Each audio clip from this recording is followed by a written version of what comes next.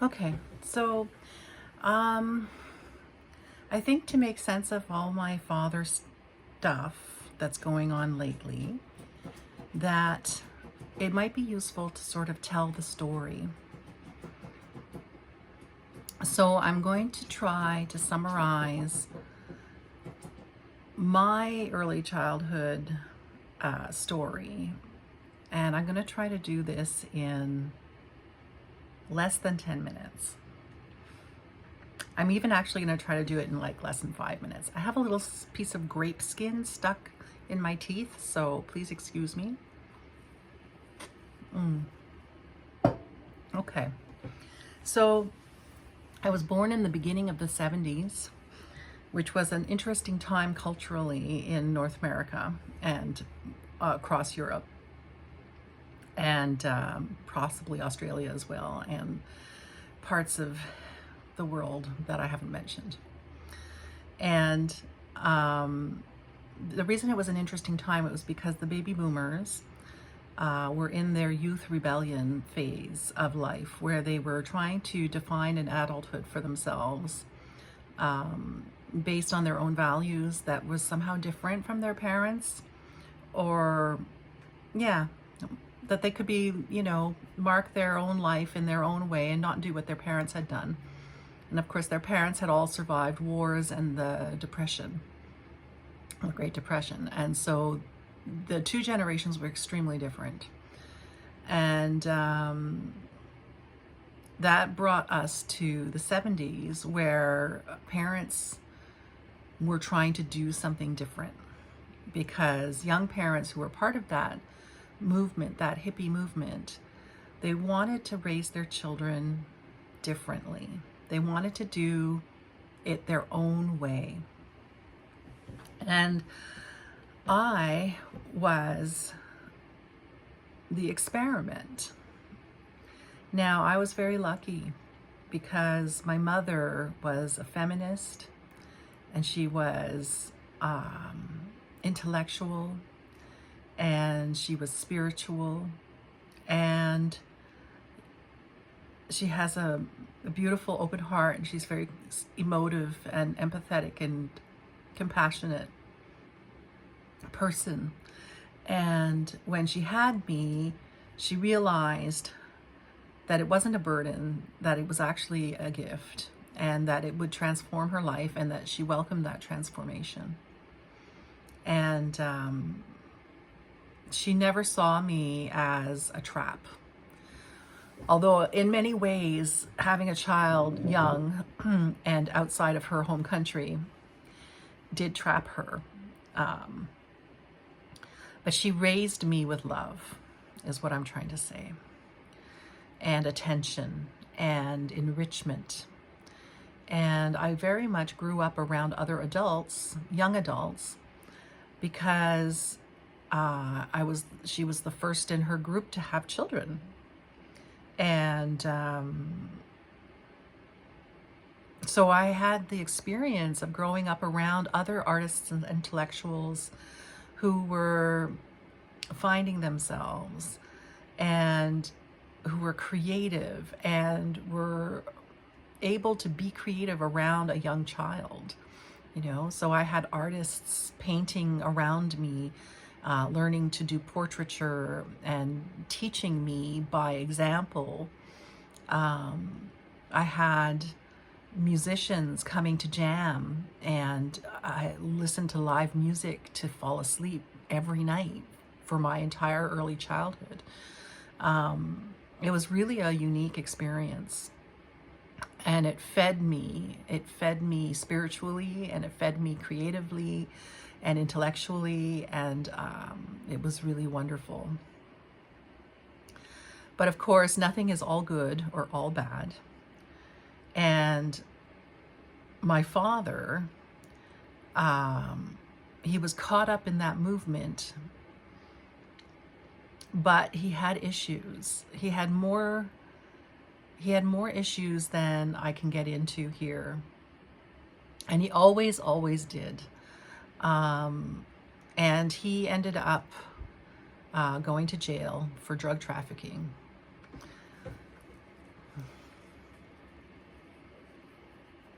believe I was 4 years old. And he was gone from, in that formative time for me, between 4 and 5 years old. And he was gone for about 18 months.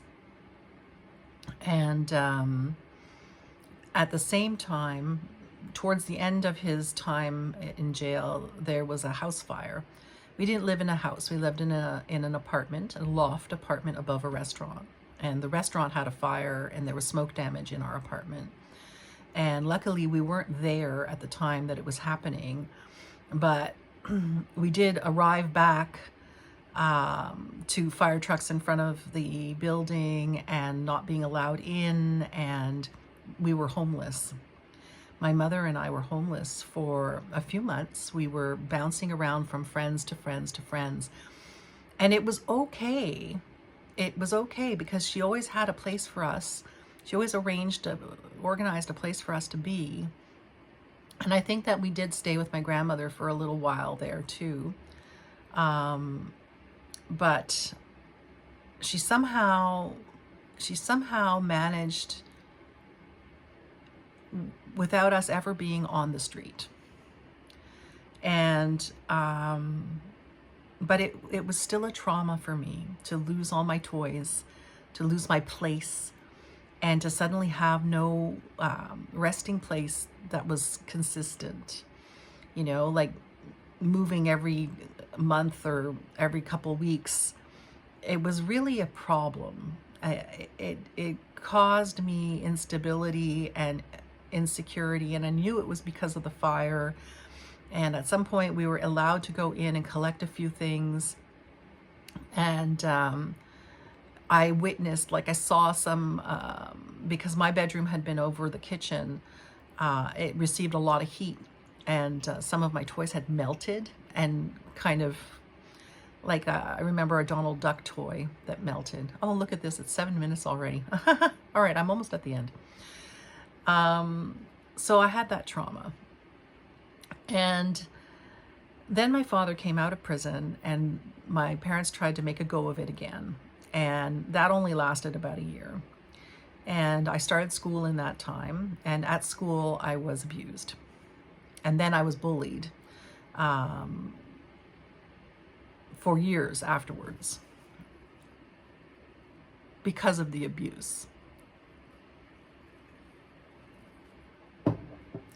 So that's my story. And so when my parents split up, my mother, being a feminist, decided that my father was going to do his share, somehow his share of the childcare. So at first he went off to Toronto, and then he came back after about a year. And it was losing him again, you know. But when he came back from jail the first time, I remember feeling like I didn't know him anymore. And he wasn't the happy-go-lucky father that I had had when I was a 3-year-old, right? Obviously, he had been through some things. But also because I was maturing and I was able to see more and understand more outside of myself. And I had also gone through a traumatic experience with the house fire. I was a different person as well. And I was a very observant child. I was always noticing what was going on and filing away that information. I had a habit as a young child as I was going to sleep, to remember things in the day, and then to go backwards as many days back as I could, and to remember as much as I could. And let the memories come to me in a timely, orderly fashion, you know, to have a kind of train of thought. And I think that's unusual for children. But I had that habit, and so I had a really long memory. And when he came back, he wasn't the same. And it took a few months for me to feel comfortable around him again. And when I did, he hit me. I did something that I wasn't supposed to do, and he hit me to teach me a lesson. But I mean, the incident was really awful, and I bled. I had nosebleed and everything, and that was the end. My mother wasn't going to allow that to happen again. But even so, they split up. He was gone for a year, and then he came back, and she wanted him to do his fair share of the parenting. And so I was always in contact with him, but always interrupted. And what my mother didn't see was that my father was a full-blown addict.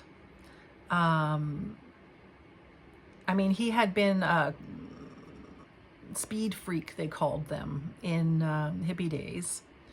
But my mother kind of calmed him down. And when I was born, he really wasn't using as much or at all, really, that I can remember, or that my mother can remember. So his craziness subsided. But when he wasn't with her anymore, he went back to his drugs. And I mean, the drugs themselves, I don't know which ones they were. I know by the time I was a 10-year-old, he was into heroin at that point.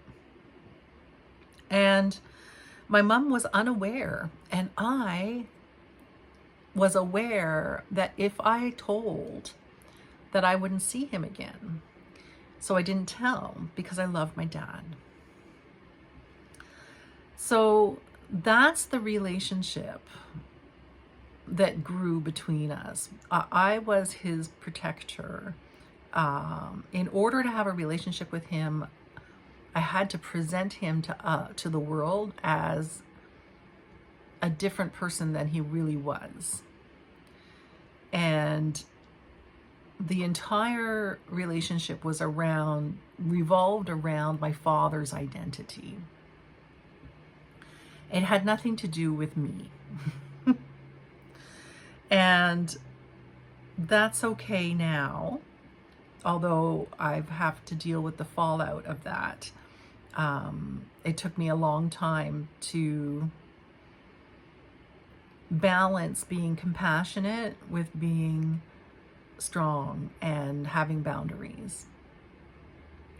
And so it's still difficult for me. It causes me emotional pain to have boundaries. And that's why it was so difficult to say no to my father when he called me out of the blue for a place to stay, Not only that, but then my father went on to have a second family. And his second wife or woman, partner, was as addicted to substances as he was. So the second family, the second set of children, my half-brother and my half-sister, didn't have a healthy adult to grow up with. And so those two children were placed in foster care very early. And I was instrumental in that process because I was in my early 20s and I had two children who were the same age as my siblings. And I could see the neglect, and I witnessed neglect, dangerous neglect, as did their neighbors and the people in the community and the teachers and everybody. So from the moment I testified against my father and his partner, and talked about to a judge how they were not capable of parenting, of meeting the basic needs of the children, like feeding them every day at the same time each day, like just predictable breakfasts. And the neglect wasn't due to meanness, which is what made it really hard to testify. The neglect was just due to incapability. They just couldn't do it. They wanted to, but they couldn't. So anyway, from that moment forward, I had no more contact with my father. And that was 25 years ago. That was a long time ago.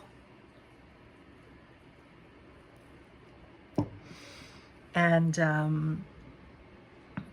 when I got back into touch with him 2 weeks ago, I was pretty sure that the only reason he reached out was for a place to stay. That in his mind, things got muddled and memories got muddled. And he does have neurocognitive decline. He's not in the same time and space as we are. When we're having a conversation, it's like the 25 years of silence never happened. And I understand that he's lost in time and he's in his memories. And 25 years ago, he was trying to get his way. He was trying to protect his identity. He was trying to not be seen as a bad guy. But he never really made the leap because he could never accept his failings and see himself clearly. He was never able to see how he was contributing to the problems and how he wasn't doing what he was supposed to be doing as a parent. And what the children need to be cared for. They need to be nurtured. They can't just exist along for the ride in the back seat of the crazy car, you know? And so with all of that history, you know, my dad wasn't able to this time around see that, you know, we would have to meet at least more than once and have a few serious conversations before he could ask me something like, can I stay with you? You know? What I've learned is that I do have boundaries, even though it sucks to apply them in the moment because, you know, my feelings are very tender. I'm also really proud of myself that I was able to apply my boundaries and save my family from the despair and the hopelessness of dealing with my father. My feeling is that he's not going to live long. It's unfortunate, but he's in that sort of in-between stage where his dementia is not obvious enough to the professionals to be diagnosed as serious enough for him to get the care forced on him that he needs.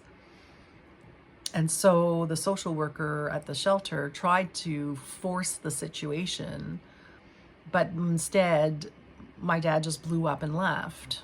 Well, and was removed. He was kicked out of the shelter because he didn't meet his obligations and his comportement, his behavior was erratic. So hopefully now he has nowhere else to go because I said no. He has no other option but to go to the place that is waiting for him to show up, which is another shelter that also has more resources for older aging people who have dementia and has assisted living apartments and things like that. So if he shelters there and they notice that he's got all these extra needs due to his old age and his ill health, and then they can convince him to take assisted living, I mean, all of this is blown up because he refused to go to a place that's going to meet his needs. Anyway, if he manages to get into the assisted living, which is ready and waiting for him, if he allows himself to go there, then he'll live a little longer. But if he insists on staying on the streets and sheltering haphazardly, not taking his medications properly, then he doesn't have very long.